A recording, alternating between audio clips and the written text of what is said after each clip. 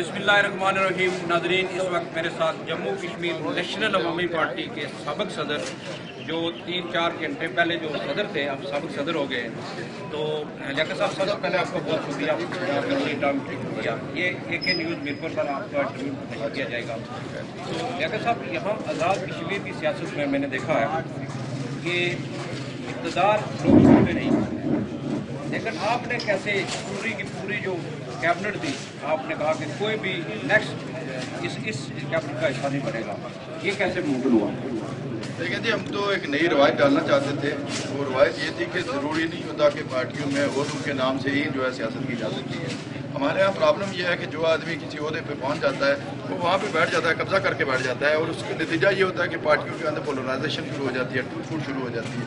और ये बिल्कुल कौमप्रस्त सियासी पार्टियों का जो अलमिया रहा है, यहाँ शख्सी पार्टियाँ बन चुकी हैं, एक शख्सियात के गिर्द घूमना शुरू हो गई हैं। और जब तक वो इक़्तिदार में होते हैं, जब तक नामों में होते हैं, जब तक चेयरमैन होते हैं, बड़े ओहदे पे होते हैं, उस वक्त तो वो पार्टी के साथ लायल होते हैं। जैसे ही वहाँ से उनको हटाया जाता है, वो पार्टी में टूट फूट हो जाती है, पार्टी जो है वो तो इसमें तकसीम हो जाती है। तो हमने एक नई रवायत डाली है और हमने कोशिश की है, और ये कोई नई बात नहीं है। हमसे पहले जो है वो ये 3-4 हमारे जो चौथा कन्वेंशन है, हर दफ़ा जो है वो लोग चेंज होते रहे हैं, कभी भी कोई लोग रिपीट नहीं हुए हैं। लियाकत साहब, फील्ड में जम्मू कश्मीर नेशनल अवामी पार्टी परफॉर्म नहीं जमा रही। लेकिन मैं आज़ाद कश्मीर से तल्लुक़ है बरतानिया रहता हूँ, लेकिन मुझे पता है कि 99% जो लोग हैं उनको बिजली चाहिए, उनको सड़क चाहिए, उनको रास्ते चाहिए, ठीक है, इसीलिए वो रवायती पार्टियों के साथ है। तो आप उनको क्या दे सकते हैं? देखिए जी, हमारे यहाँ ये मसला नहीं है, बल्कि प्रॉब्लम यह है कि हम जो लोगों को तरबियत देने की कोशिश कर रहे हैं, लोगों की जो एजुकेशन कर रहे हैं, वो बेसिक यही है कि हमारे यहाँ आम आदमी जो है ना, वो ये देखता है कि इस्लामाबाद में गवर्नमेंट किसकी है और उसकी यहाँ पे कौन से पार्टी है जिसने सपोर्ट कर रही है, जिन शख्सियात सपोर्ट करती है। तो यानी वो मरकज़ को देख के फैसले करते हैं। हम ये कह रहे हैं कि नहीं, ऐसा नहीं होना चाहिए, बल्कि आवाम अपने अच्छे और बुरे को पहचाने, आवाम ये महसूस करें ये 65 सालों से जो हुक्मरान आपके ऊपर बैठे हुए हैं, इन्होंने आवाम को दिया क्या है। देखिए, गुर्बत दी है, बेरोजगारी दी है, महंगाई दी है, आपके पास एक अस्पताल तक मौजूद नहीं है। यहाँ मुजफ्फराबाद में एक हॉस्पिटल बना है जो UAE की फंडिंग है, इसी तरह रावलाकोट में एक हॉस्पिटल बना है जो UAE फंडिंग है। ये 2005 में ज़लज़ला आया, उसके नतीजे में UAE ने एक अतिये के तौर पर, एक डोनेशन के तौर पर हमें दिया। आज तक ये वो मशीनें ऑपरेट नहीं करवा सके, आज तक इन्होंने टेक्नीशियन तैयार नहीं किए सारे अरसे में। तो यहाँ आवाम की आदत बहुत ही ख़राब है। लेकिन प्रॉब्लम यह है कि लोग चूँकि अभी तक तब्दीली के लिए जो है वो ये समझते हैं कि तब्दीली उनके नज़दीक जो तब्दीली है वो ये समझते हैं कि मुस्लिम लीग जो है वो आएगी तो तब्दीली आ जाएगी, पीपल पार्टी आएगी तो तब्दीली आ जाएगी। जब तक ये पाकिस्तान से आई हुई सियासी पार्टियों से छुटकारा नहीं हासिल करेंगे, जब तक रियासत जम्मू कश्मीर के अंदर रहने वाली पार्टियों को प्रमोट नहीं करेंगे, उन पर एतमाद नहीं करेंगे, उनको आगे नहीं ले जाएंगे, उनकी ग्रास रूट तक जो है वो कदम नहीं जमाएंगे, उस वक्त तक वो तब्दीली नहीं आ सकेगी।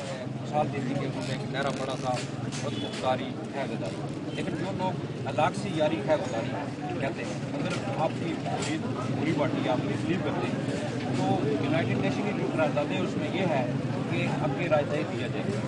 अगर आप अलाक करना चाहते हैं पाकिस्तान से या हिंदुस्तान से या मुख्तार करना चाहते हैं, लेकिन ये फिर दोनों तरफ से खत्म होनी चाहिए। असल में ये हम रिएक्शन में लगा रहे हैं। उसकी बुनियादी वजह यह है कि जो हमारे साथ जो अलमिया हुआ, कश्मीरियों के साथ जो प्रॉब्लम हुआ, वो ये है कि हमारा जो राइट ऑफ सेल्फ डिटर्मिनेशन है उसको महदूद कर दिया गया, उसको हिंदुस्तान और पाकिस्तान के दरमियान महदूद कर दिया गया। उसमें हमें ये हासिल नहीं है कि हम इंडिपेंडेंट को भी वोट दे सकें, थर्ड ऑप्शन को वोट दे सकें। ये पाकिस्तान के दलाल हुक्मरानों ने, पाकिस्तान की वो जो सर ज़फ़रुल्लाह खान था, उसने अक़वाम मुत्तहिदा में जाके हमसे ये हक़ तलब किया। इसलिए हम रिएक्शन में जो है वो हम उनको गाली देते हैं, क्योंकि जब आप हमारा राइट नहीं मानेंगे तो उस तरफ हमारे पास अल्टरनेट कोई नहीं रहता। पूरा प्रोग्राम मैंने देखा है कि पाकिस्तान की या हिंदुस्तान की आवाम से हमारी दुश्मनी है तो ब्यूरोक्रेसी, तो जब हम सारी आवाम को पाकिस्तान ही बना देंगे तो ये थोड़ा सा तब्दीली नहीं करनी चाहिए। 21वीं सेंचुरी में रह रहे हैं, थोड़ा सा अपनी पार्टी को डबल करने के लिए थोड़े से अल्फाज से आगे पीछे करने पड़ते हैं। देखिए जी, बात यह है ना, बस हम इसलिए कहते हैं हम पाकिस्तान में उन लोगों को, उन कुव्वतों को जो मेहनत कशों की बात करती हैं, जो मजलूमों की बात करती हैं, मजलूम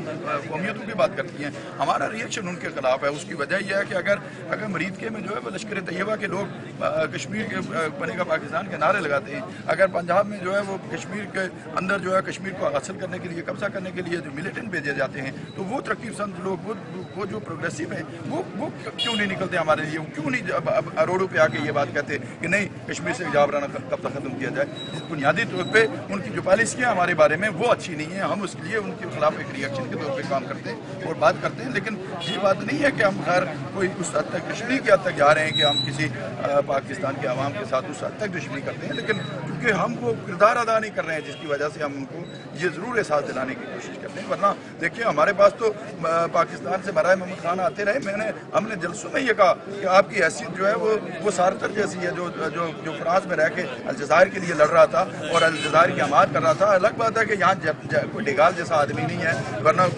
کسی نے ڈیگال سے کہا تھا کہ سارتر جو ہے وہ غداری کر رہا ہے، سارتر کو گرفتار کیا جائے تو اس نے کہا تھا سارتر تو فرانس ہے، سارتر تو پیرس ہے، میں پیرس کو کیسے گرفتار کر سکتا ہوں؟ تو پاکستان سے جو لوگ ہماری قومی آزادی کی حمایت کرتے ہیں ہم ان کو سارتر کا درجہ دیتے ہیں، بڑی عزت احترام کرتے ہیں، لیکن جو ہماری آزادی کے راستے میں رکاوٹ ہیں یقیناً جس طبقے کا آدمی ہوگا ہماری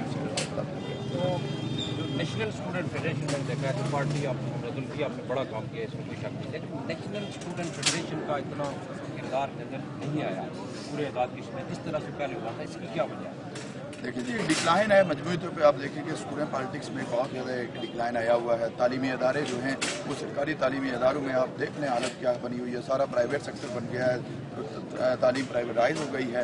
وہ جو نیشنل اسٹوڈنٹ فیڈریشن 80 کی دہائی میں تھی، 90 کی دہائی میں تھی، تعلیمی اداروں کے اندر جو ہے وہ اسٹوڈنٹ پالیٹکس ہوتی تھی، طلبہ یونین ہوتی تھی، طلبہ یونین کی سیاست ہوتی تھی، وہ ایک وقت ہوتا ہے، ایک عہد ہوتا ہے۔ اس وقت یہ عہد جو ہے وہ پاکستان میں اور آزاد کشمیر کے اندر طلبہ سیاست کا بہت زوال پذیری کا عہد ہے، اس کے اثرات نسب کے اوپر بھی ہیں۔ اس کے باوجود بھی یہ سمجھتا ہوں کہ نسب آج بھی جو ہے وہ بہت ایڈوانس بات کرتی ہے، آج بھی بہت ایڈوانس سوچ لے کے چل رہی ہے، آج بھی بہت ایڈوانس نعرے لگاتی ہے اور آج بھی ایک تھریٹ کے طور پہ موجود ہے۔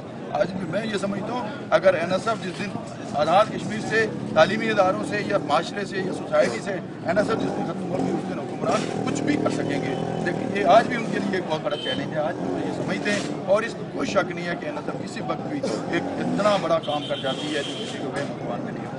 اس لیے میں کی طرف سے مبارکباد، آپ نے ساری کیبنٹ کو عہدہ چڑھا دیا۔ جی ساری یہ میرے خیال میں آزاد کشمیر کی تاریخ میں نے پہلے نہیں دیکھا۔ نہیں، یہ بڑا اپنا پیسفل ٹرانزیکشن ہوا ہے اور ساؤتھ ایشیا میں ایسا بہت کم ہوتا ہے۔ بہت بڑی کامیابی ہے۔ تو ہم جو دعا گو ہیں نئی کیبنٹ کے لیے بھی، اور ہم یہ تو ایک نئی روایت ڈال رہے ہیں اور ہم امید رکھتے ہیں کہ آزاد کشمیر کے اندر بالخصوص قوم پرست جو ہیں وہ سیاسی پارٹیاں وہ بھی اس طرح کی روایت کو لے کے آگے بڑھیں، ورنہ ایک آدمی کی پارٹی بن چکی ہے جس کے بعد پارٹیاں ایسی ہیں جن کے پاس سیکرٹری جنرل بھی موجود نہیں ہے۔ تو یہ زیادتی ہے، ہم اس پارٹی کو ایک عوامی پارٹی